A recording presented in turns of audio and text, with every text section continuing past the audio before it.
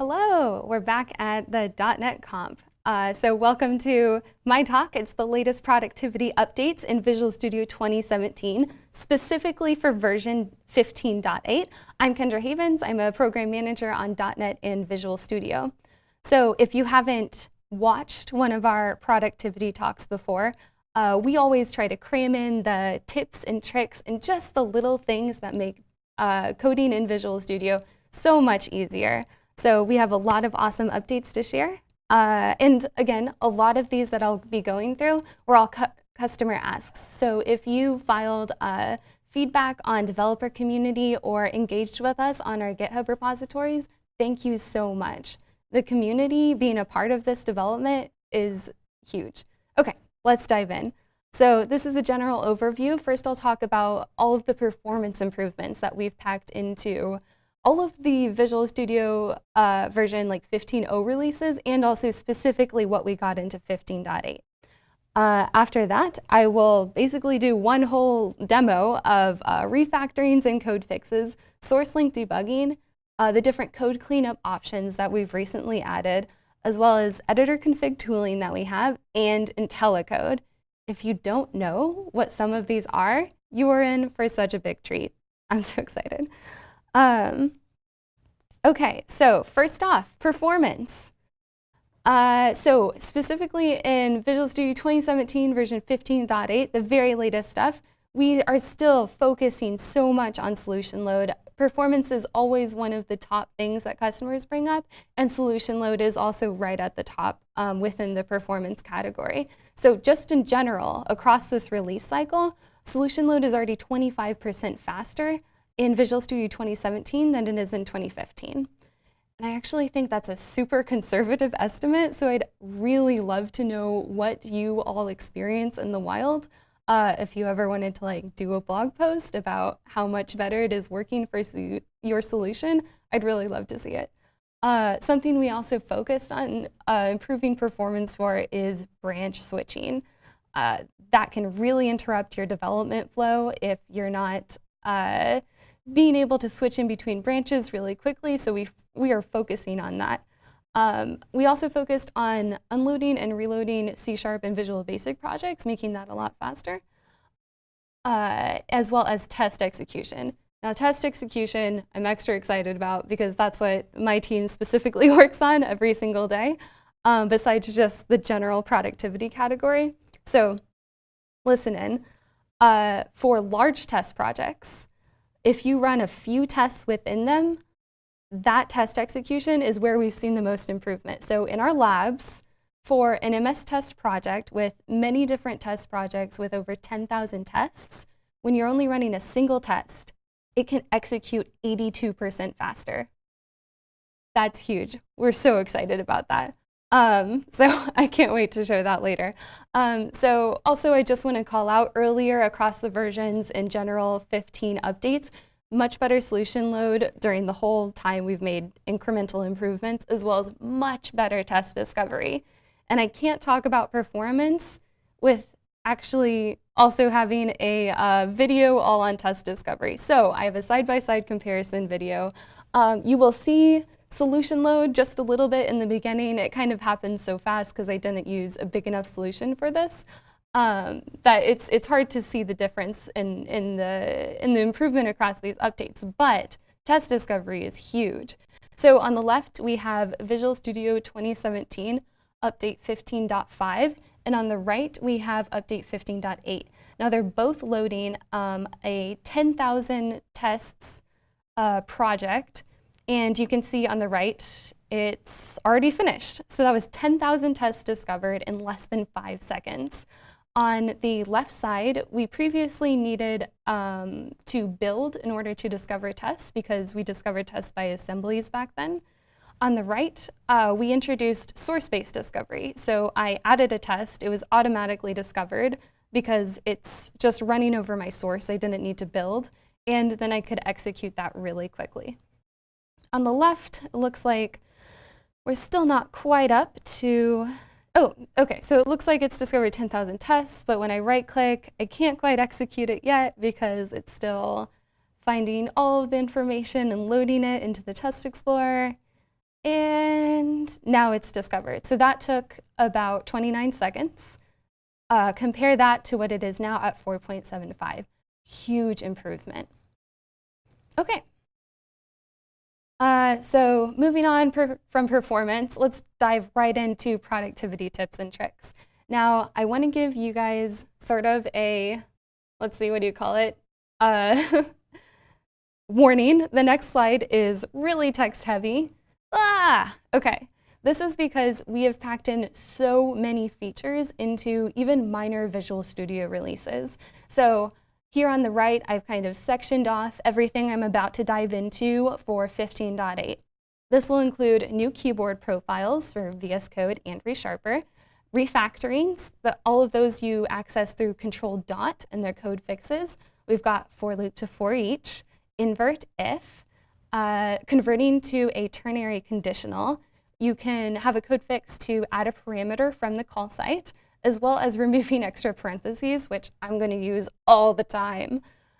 We also have, finally, multi-cursor mode officially in 15.8. You don't need extra extension. You don't need to turn on a feature flag. It's just there by default. It is Control-Alt-Click. I'm so excited to show that to you guys. We also improved our navigation a bit. So the Control-T navigation, or our go-to-all, we also added a recent files shortcut that I'll show you soon. And we also have a navigation keyboard shortcut for going to the enclosing block. Then in my demo, I'll dive into the code cleanup, one-click code cleanup, Control-KD. We're really excited to share more about that. And the code cleanup configuration and tools options that we've added. I'll also cover Intelli Code, which is really exciting. Okay. Throughout this demo, I'll also be wanting to call out just the major improvements that we've made previously across Visual Studio versions, because there's so many. I'll definitely go over source link debugging. It's, I think it did come out in 15.8, but it is compatible back to 15.7, which is very exciting. So I'll kind of be covering navigate to decompiled assemblies, go to definition, all of the test explorer improvements just that we've made in earlier versions, just so people know they're hearing the big stuff. Okay, did I call out everything? Yeah, that looks good. Okay, let's dive into the demo. Ugh, escape PowerPoint, gross. Okay, so I'm generally going to be opening our Smart Hotel 360 app. This app you've probably seen if you watched any of our build demos. What were the most recent things? If you've gone to any of the Visual Studio Live, etc., you might have seen our Smart Hotel 360. It's just a general web app that runs on an Azure app service that allows hotel guests to book rooms or book services through our website. So I'll go ahead and open that. And if you will, keep your eye on the Test Explorer, because I'll never get over how excited I am about source-based discovery. So yeah, it loaded and boom, 5,000 tests discovered in a matter of seconds. So nice. So as you can see, I can expand the Test Explorer to see a hierarchy view. That was a huge customer ask. It's organized by project namespace and class. I think we got that in first in 15.6, but still major feature people were excited about. Another major one, since we're already inside of the Test Explorer, is actually making more responsive test runs. So as I run this, you can see tests pending to execute get this clock icon, and tests that are currently executing get a progress ring. This is so key when you have a really long test run and you're trying to figure out what is holding up your test run and what is taking so long, and you have a suspicion, you're like, okay, I think this test is the culprit. You're actually immediately getting feedback on that in the Test Explorer. So we're really excited to sort of be able to easily identify whatever laggy test that you might be seeing. Okay, before I dive into my code, I actually wanted to show you are new key bindings. So you can easily get there by typing keyboard in quick launch or just going to tools options. It's under environment and keyboard. And I'm definitely going to use the default for this demo because that's what I'm really comfortable in. But we now have an option to use ReSharper key bindings as well as Visual Studio Code. So it'll make it so much easier if you find yourself switching between IDEs, and which is great because we just want to make you more productive. Okay, and before I dive into my whole demo code flow, I actually want to, oh right, I didn't show off more of test discovery. If I uncomment a test, it'll, boom, automatically appears in the test explorer. I mean, yeah, I'll never get tired of demoing that. So it didn't require a build for it actually to appear. Super, super helpful. Okay, so with the first code fix that I want to show off, it is actually caused by a merge conflict. So I'll go ahead and cause a merge conflict really quick. So I'll go up to merge in the Team Explorer, and I'll select to merge master with this add test branch that I already had. Oh yeah, and I'll go ahead and save.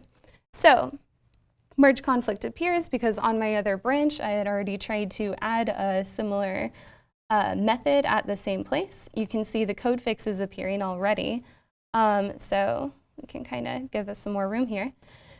So I can see when I hit Control Dot, which opens up the light bulb that I get, I can choose what branch I would like to take in order to resolve the merge conflict. And I can even choose both, and it'll just erase the comments that the merge conflict inserted. So I'll go ahead and take the head. There we go. Okay, so now let's focus in on, so that is a 15.8 feature, and that was actually submitted by the community, which was very, very cool. So thank you, contributors. All right, so I want to go ahead and investigate one of my failing tests right here. And actually, since I want more room to work with this, 1 minute. Oh, just wanted to check something really quick. Oh yeah? Oh, that's not loading. Okay. There we go. Okay, now I'll feel better. Sorry. Okay, so let's go ahead and check what's happening with this null check. Why is it causing it? Why is it failing? So since I'll be working a lot with tests and trying to get it to pass again, I'm going to go ahead and start live unit testing. Now, I'm sure a lot of people have heard about it for now, but just to make sure everyone's on the same page, live unit testing can listen to your code changes as you type and run any tests that are affected by those code changes in the background as you're developing. And it will give feedback in the margin on that test, so you know whether or not it passed or failed. So if you guys remember, I had 5,000 tests in this project. I know some of them are just perf tests or regression tests or integration tests. They're not unit tests, so I don't actually want to include them in live unit testing because they're less interesting at this point. Something we added to live unit testing is the ability to exclude a large test project. So now I know that the tests that are running over my code are only the unit tests and not those integration tests that I didn't want running. So I can actually get feedback in the feedback that I want right in the margin. So I'll go ahead and use Control-Click to investigate my text housekeeping method. So this is part of my Go Green request. You could see that the title of the test was my Go Green null test was failing. So this is if a customer at our hotel wanted to go green for a while and opt out of all of the new towels and like getting new sheets every single day because nobody needs that much. So this checks, so as part of that function, they can also text housekeeping and we can insert a message for them. But it looks like the Go Green null test is throwing an exception. So I'm getting a null reference. So I'm going to go ahead and debug this. And just wanted to really quick call out that we have an awesome exception helper that pops up now when you're debugging in Visual Studio 2017. You can actually manage the options of why it will appear. So I'm getting my message is null, and it's null reference exception. So I'll go ahead and stop debugging and add a null check. One of the many code fixes and refactorings, of course, is our null check. You might have seen it before, but here's what's brand new in 15.8. When I drag this down and I make it a part of my if statements that's checking whether or not the customer has had housekeeping within the past 7 days, I get an interesting little sort of prompt here. I can tell that my parentheses are actually grayed out. So in 15.8, we added remove unnecessary parentheses.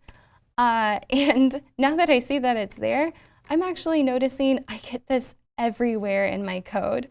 I guess I was always the kid in the English classroom that added way too many commas to their sentence. So I guess when I learned to code, I started doing the same thing with parentheses. So luckily, Rosslyn, we have a Rosslyn analyzer to take care of that for you. So something else you might have noticed when I was opening my code fix for this area, when I hit Control-click inside of an if statement, it actually offers for me to invert the if-else statement. So I can go ahead and hit that.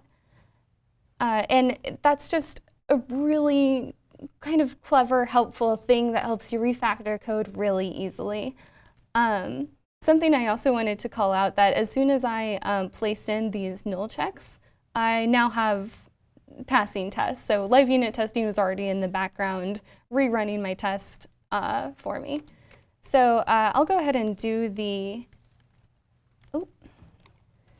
invert null check up here. But I do really hate when return false is before return true. I don't know why, that's just me. So I think I'll go ahead and go back. There we go. So there we go. So we got a few other options within when we hit Control dot and we had clicked inside the if statement. One of these is converting it to a conditional expression. So that was a very simple, so this converts a very simple if-else statement that returns true or false into a ternary expression. And then of course I'm getting prompted to also just use an expression body for this method. Something I want to call out is that if I had a more complicated if-else statement that maybe had an if statement nesting inside of it and it wasn't always returning true there, oops. There we go. If I try to trigger this code fix again, I actually no longer get the prompt to transform it into a ternary condition. So it kind of only suggests it when it's a simple fix that you can easily do on your code and doesn't when your code is a bit more interesting. So I'll go ahead and convert it to a ternary expression and then go ahead and make that a expression body. Feels really good. Okay, just got my demo cheat sheet to make sure I don't skip any of these because I'm going too fast. Okay, so when we're texting housekeeping, this client is sending us a message, and I actually wrote an Azure Cognitive Service that could run over the guest comments that guests are leaving and actually give a sentiment score for how they're doing. So within this, I'm actually iterating through this little sentiment batch result item in order to calculate the score in text housekeeping. One of the refactorings we added is the ability to convert from 4 to 4 each. So I can rename my variable that I'm using to iterate it, and I can also convert back from a for loop to a for each. Just a really simple code refactoring that is all about sort of someone's taste and how easy it is for them to read code, we now have right in the editor. So let's see if yeah, okay, I'm doing good. Phew. So one of the other refactorings that's right in this area is converting from link to for each. So we're really excited to show this off because it was definitely a top customer request. So if I go ahead and select, Shift-Alt, select my link statement. There we go. I can trigger the code fix. So I can convert my link query to for each. And I mean, not that I've ever had issues reading link, but really, if there's anyone new on your team who isn't as familiar with the latest C# features, it's really nice to have this code fix in. So we don't yet have the code fix to convert for each back to a link, but we really I hope that I can demo that around Dev 16 previews, maybe Connect timeframe, maybe Ignite timeframe. It'd definitely be in preview there, but we understand that that is definitely a high interest code fix to get in. Okay, so going back up to this calculate chocolate method, I am actually only texting housekeeping to leave more chocolates if the sentiment score is underneath 0.5. So it analyzes the guest comment and then it gives a score from 0 to 1. It's just a pretty easy to use Azure Cognitive Service. So what I'm not doing is actually calculating how many chocolates that we should leave based on how negative their score was. So what if I went ahead and added that here? So what if I did something like 10 minus, I'm gonna get warnings for using way too many parentheses again. See, told you guys. So what if I had something more like this? Let's go ahead and remove that extra parentheses. And you actually see I had another code fix pop up there. I can also add the extra parentheses to make the meaning more clear. Because, hey, order of operations is pretty smart. There we go. We'll have that all in one line because it's easier to read. So in this case, if the customer had a sentiment of like 0.4, it would get down here and it times it by 10, so it'd be 4, and then 10 minus 4 is 6. So I would text housekeeping to leave 6 extra chocolates on the pillow, right? But the text housekeeping method doesn't actually have that parameter. So this is our code fix for adding the parameter from the call site. So now that I did that, you see I don't get an error. And if I actually navigate to text housekeeping, which control click, you can see that it added this double. So if I actually went to the error list, you'd see I call this method in a lot of other places. So I should definitely add a default value. And that takes care, of the other issues I was having. So I definitely want to include this in housekeeping in my message. So I might as well just be using an interpolated string. That was such an easy fix to do. Feels so good. Man, interpolated strings, get on board, everyone. Okay, so something you might have noticed. Let's see if I got everything. Yep, looks good. Okay, so something you might have noticed when I was working in the calculate chocolate method was I didn't actually have any live unit testing tests running. That's because the test that I have for this isn't actually included in live unit testing, and I'll show you why. So I want to navigate to my chocolate sentiment test. So I should use Control-T for that, right? And I could use the regular camel case searching, which is pretty fantastic. Or let's say it's a Monday and I don't actually remember the camel case or even like my test name. I can also choose, but I do know I was working in it recently. I can also just type R now. So it'd be Control-T-R, and that will bring up all of the files I've most recently been using.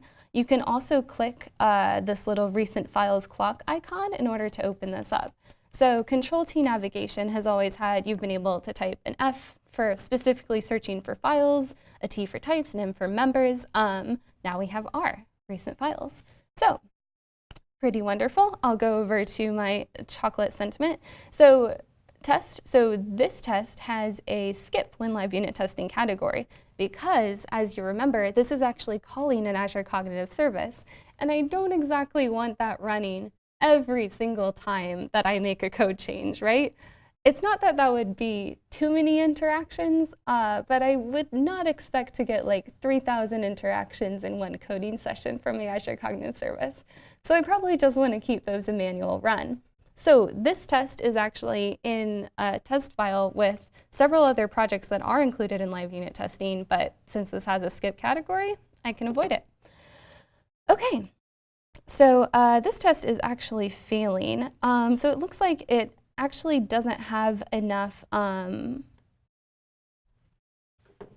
let's see, so inputs returning to grant a chocolate sentiment. So what I should do is put in some more guest comments that are more negative. So I can select these and hit Control-D to duplicate them. That's one of the newer code fixes as well. And then, get ready for it, multi-cursor. I can hit Control, Alt, and click in multiple places in order to edit code in all of them. So I'll say, very bad, awful, needs more chocolate. There we go. And as you notice, Azure Cognitive Services is pretty cool here. I'm actually entering in multiple different languages, and then it's converting it into the sentiment score that I need. So that's just also a really helpful thing. So it looks like I added 4 more negative comments. Oh wait, let's see, I think I misspelled chocolate. Can I go ahead? Oh, it undoes all of them, that's right. Oh, but if I actually still have my cursor there, so I'll go ahead and spell it correctly.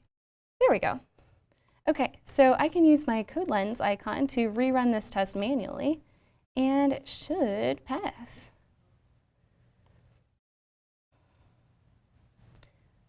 Running, running. There's the tiny running icon.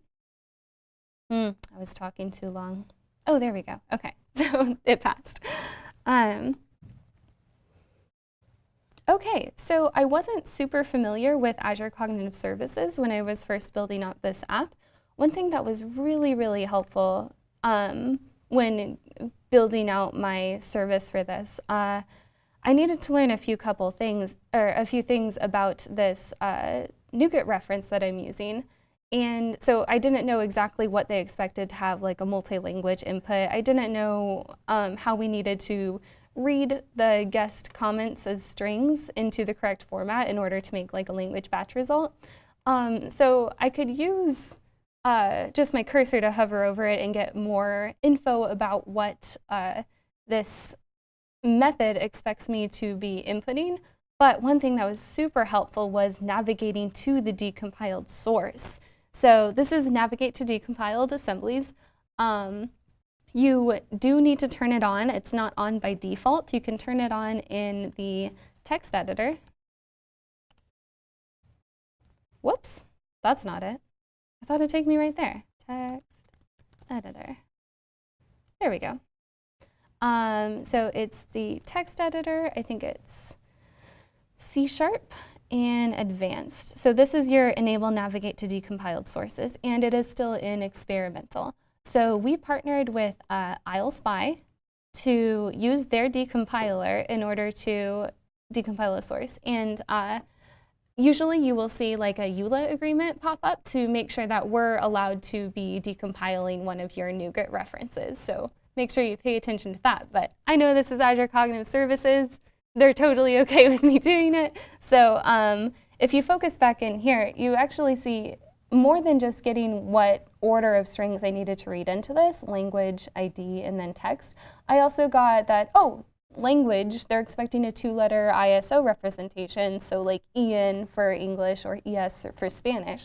So that's really helpful to know what input they're expecting.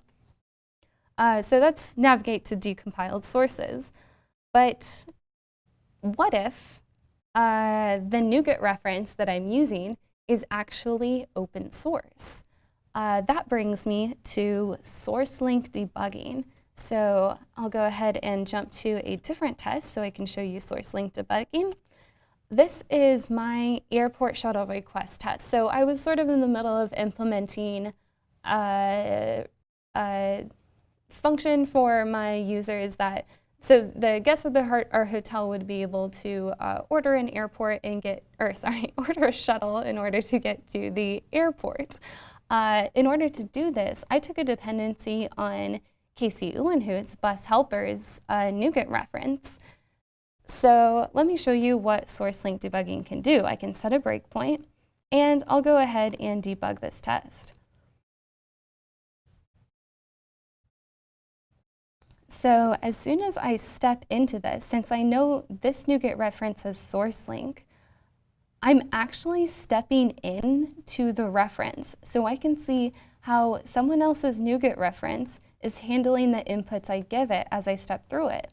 If I hover over this little bushelpers.cs file at the top, I can see that this source is actually in my app local data sources, or data source server. So this is actually not a part of my source code, but since Casey Uhlenhut, the package maintainer, was able to publish it with .NET Core SDK 2.1.3 or later, and all the maintainers need to do is change a few things within the CS proj in order to enable this, I'm actually able to step through her source.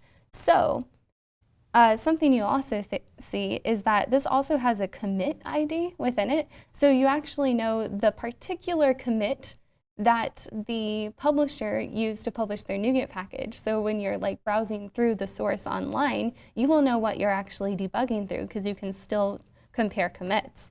Very cool. So I'm sure a couple more things I want to call out about debugging is we've added this run to click debugging. Super easy to use if your hand is already on the mouse. Something else that we're extremely excited to talk about more is this little tiny arrow in the top. So this is step back debugging. And as soon as I hit this, I actually go into an historical debugging mode. So this is not recompiling my code, but I can step back and see what the local variables were and their values when I had compiled that step. This is super helpful if you ever realize you stepped just a little bit too far and you don't want to recompile that line of code by like clicking run to click above your method or above your stepper where you currently are. You can just step back and see what those variables were. So I could click return to live debugging, or if I step all the way forward again, I will actually enter back into just the regular debugging mode, so sort of back to live debugging. So we're really excited to show off that historical debugging feature. Okay, so that was source link debugging, as well as the run to click and step back debugging, all of which we're really excited about. The next major thing that I want to talk about is Intelli Code. So we've always known generally like good programming practices to have and what we should be recommending to users, but it's about time machines started teaching us instead. So Intelli Code is an extension right now in Visual Studio, so it's not there by default. You got to go grab it. I would highly recommend doing so. Intelli Code is an extension that offers better dot completion, better overloads, and a few other things. So what it is a machine algorithm that ran over 2,000 .NET repositories that are in the open source out on GitHub and figured out what the best coding practices and coding styles people are using in certain situations. So let me show you it in action. So here I'm calling dot on this little first shuttle string. So the most common overloads or properties or methods that people would use on a string are now listed up at the top. Before, without Intelli Code, we just sort of have this static alphabetical list. That's not getting people anywhere fast. So it actually is saying that the most common property that people use in a dot completion would be length on string. So Intelli Code is super great in that if I change this to expect a string array instead of just a var and I type dot completion again, I actually now get split at the top. So that's what it expects. So if I went ahead and did that and then typed a parentheses in order to trigger my overload suggestions, you can see Intelli Code again. So which is helpful because split actually has 10 overloads, and it can tell me what is the most common overload used for this method. So it's super helpful. So even if I change this back to var, now I mentioned that Intelli Code can also learn what context you're operating in. So I just called split right above this method. It now thinks as soon as someone calls split, it is more likely that they call trim. So you'll notice if this had no context around it, it still would have been .length up at the top. Just a really cool feature. And then if I do my .completion a third time, it now knows that I'm actually just repeating myself. So it is offering split again, because that's what I will more likely want to use in this context. So this is super helpful. This is a date time function. So if I do .completion on that, similar sort of recommendations are at the top. So it's really popular on like commonly used types. So assert is definitely one of those. So it'll have top suggestions for assert as well as like top overloads for the most common things used in assert. The last thing I want to call out about Intelli Code is, let's take, for example, Casey Uhlenhut's bus helper NuGet reference. So I don't actually have this class library was not one of the libraries that Intelli Code trained on probably, or it's just not used as commonly, so you won't see Intelli Code suggestions there, which makes a lot of sense. Okay, so that is Intelli Code. So the last thing, well, one of the other code fixes that I want to show you, or sorry, this is a navigation shortcut, is Control-Alt-Up arrow. That is jumping to your enclosing block. So it'll only work for jumping from the bottom to the top. So if I put my cursor inside of my class and hit Control-Alt-Up arrow, I will jump to the top of my class. So just another nice little navigation feature that you find yourself using a lot. So, what is the code style and spacing happening over here? This does not look good. Don't worry, we'll get rid of this in a second. One thing that we are really excited to introduce is the one-click code cleanup. So that is Control-KD. Feels so much better with my spacing. But I'm noticing it didn't actually apply the var rule, even though I'm being prompted with a code suggestion for it to apply. In order to change this, that's actually because we put the var code style rule as unchecked by default. And I'll show you what I mean. So I can go to my cleanup options, and that is in text editor, C# code style, formatting, general. Or if you forget that line of things, just hit Control-Q. It'll put your cursor in quick launch, and you can type in cleanup. It'll bring you right where you need to be. So this apply implicit explicit type preferences is now unchecked by default. We realized that would probably be a more gentle interaction to code cleanup. We don't need people, you know, breaking each other into jail with that one when you're trying to just apply code styles with your team. So I'll hit Control-KD again, and now I have explicit types. Okay, so I also wanted to mention really quick that when I was in the options up there, you can also set a lot of your code style preferences in the IDE from Visual Studio. So it's interesting, I actually have preferring explicit type, but I'm not actually offering a suggestion, only a refactoring. But you're still seeing that I'm getting a, well, I was getting a suggestion in my actual code file. This is because I have an editor config. So editor configs can overrule the code style rules that you have set through the Visual Studio UI. And I wish that I could demo the ability to export the code style rules that you've already set through Visual Studio into an editor config file format. That's something we're definitely working on. We hear you. Hopefully, maybe that'll be like a Dev 16 preview. Oh, I'm sorry, Visual Studio 2019 preview kind of thing that we can show later, but not yet. But we're working on it.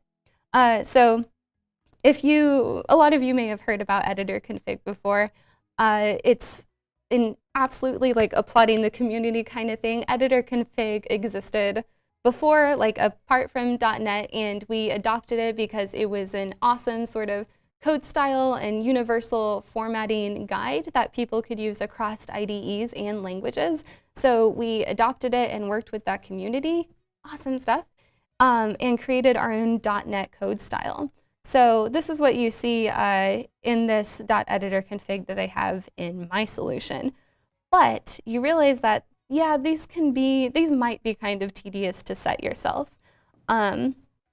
So what I actually want to show you is where editor config and Intelli Code intersect. So I'll actually go ahead and save this file. Oop. Okay, so over in my Solution Explorer, like, let's say that I really liked all of the coding style in my public web.test project. If I wanted an editor config that exactly matches the code style that I'm already following in the project, Intelli Code can help me make that. So what I need to do is right-click, add a new item, and search for editor config.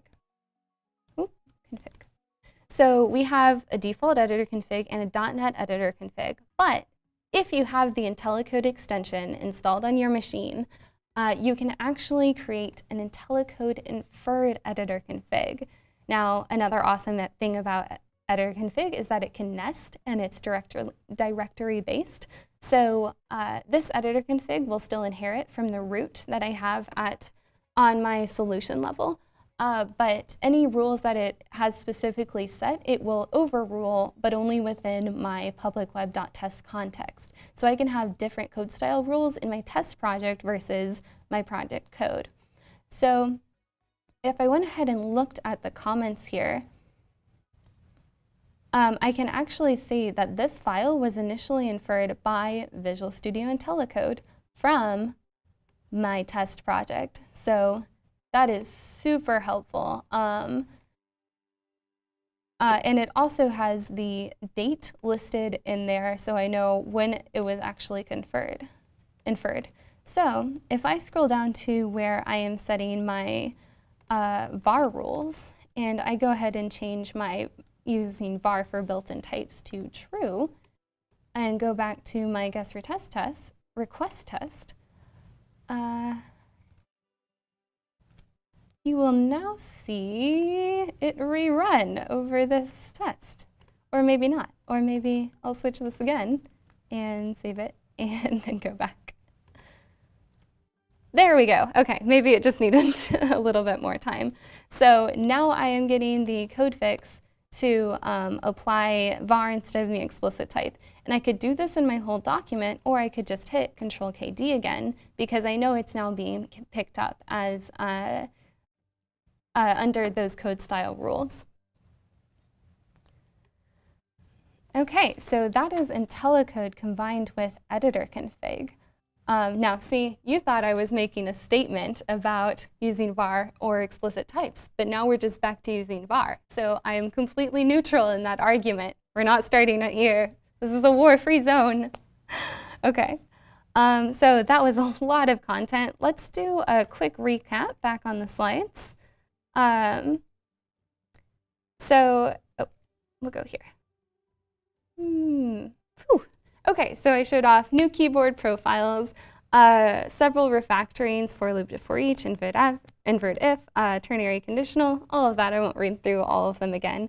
Something you might have noticed with all of these features being added to every single version, even minor versions of Visual Studio, is that there's a lot of them, first off, and we're iterating very fast.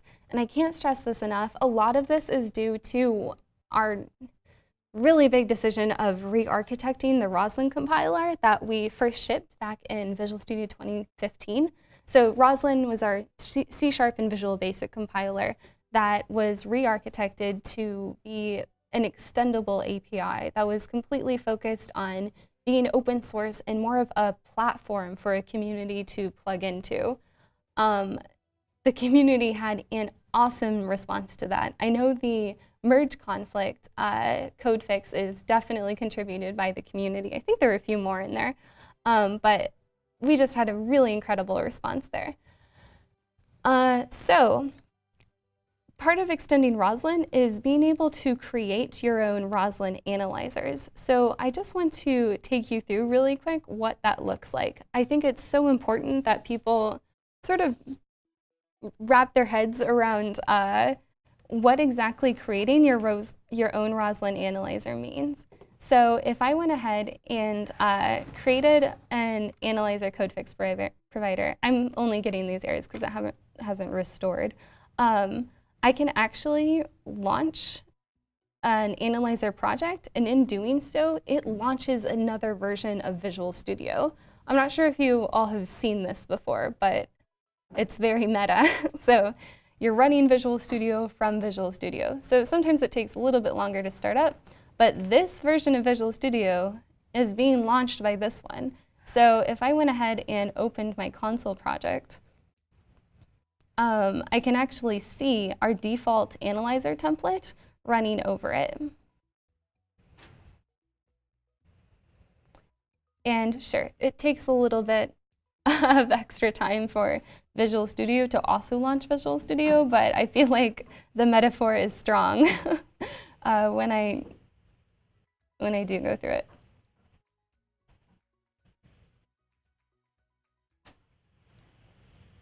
Preparing solution, there we go. Okay, so here I have just a class named Kendra, and our default analyzer, just when you file new project Rosslyn analyzer, is making a code fix that changes your class name to all caps. So it's make uppercase. So I can actually set a breakpoint within there. I'll probably need to maybe set it down there. Oops. And open up my other version. There we go. And now when I hit the control dot to open my code fix, it actually triggered a break in my analyzer project in Visual Studio. So that's sort of what analyzer development implies. It's really fun to do, and the community has had such an incredible response to using it. Actually, I think I'll go ahead and show you one of them. If I went ahead and opened an XUnit project, you can see what Rosslyn analyzers the XUnit community has already made using the Rosslyn APIs, and they're very cool. So you can see in my Solution Explorer that I actually have an XUnit project rule set. That's because I went ahead and grabbed the NuGet reference that applies XUnit analyzers. So these are all of the rules that I'll be seeing. So one of these is, for example, fact methods cannot have parameters. So what if I went ahead and tried to add one? So you can immediately see that I'm getting a code fix that says, oh, hey, if you want to use a parameter, that should actually be an XUnit theory. So that can apply a code fix. Oh, let's see. Oh, I think it's just prompting me to. So I could just convert that to a theory in order to get that to pass. So those code fixes and analyzers aren't provided by Microsoft. That was our tools that were then taken by the community, and they ran with them. And it's a very cool library to check out. Okay. Something else I love to call out during talks. Well, first I'll skip on to the resources so that you guys kind of have a launching point. And then I'll talk about docs at the end because it's the last resource that I mentioned.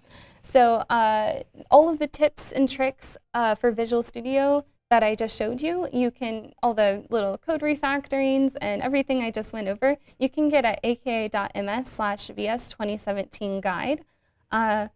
So that'll have much more documentation and actually write out all the keyboard shortcuts that I just used, because I know that's hard to keep up sometimes when I'm just saying them out loud.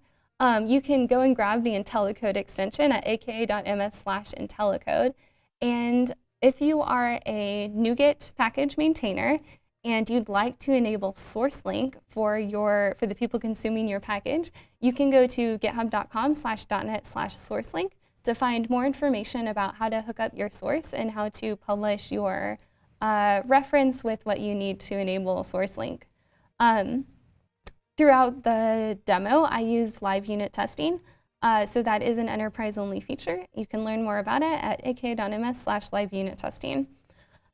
So I know a lot of people really love to focus in only on the Visual Studio version 15.8 brand new features. So I went ahead and made a one-page simple tutorial on all of the productivity 15.8 features. That's in my repository. It's on GitHub/KinderHaven/productivity-15.8. So you can download that and check that out. It's a really simple, you just go straight through the file and enable all of the refactorings that I explain how to do in the comments on all of the methods. So the last thing I want to call out, and what I always like to it's kind of a public service announcement, is that our docs are open source. And you can submit pull requests to them, and they're wonderful to use. So I'll go ahead and go over there right now. So this is our Visual Studio 2017 C# Productivity Guide. Always, you can change your theme from dark to light. Absolutely wonderful. I mean from light to dark, and always leave it there. And I can hit this edit button, and this will bring me right to where this document is hosted on GitHub. So I think Myra Wenzel has a talk later during .NET Conf. I think it's probably not tomorrow, but the next day. And I'm guessing she'll be talking all about our open source docs and how she maintains it. She does a ton of work on the .NET docs, and it's wonderful to work with her. So you can easily navigate to where the doc is hosted on GitHub and click this little edit button. And you can edit the doc right in your browser. You don't even need to actually clone the repository if it's a small change. And then you can propose the file change and make a PR request right in your browser. It's really easy to do, especially for docs. It's also kind of a good starter project. Anyway, so that was Visual Studio 2017 Productivity. Thanks so much for watching.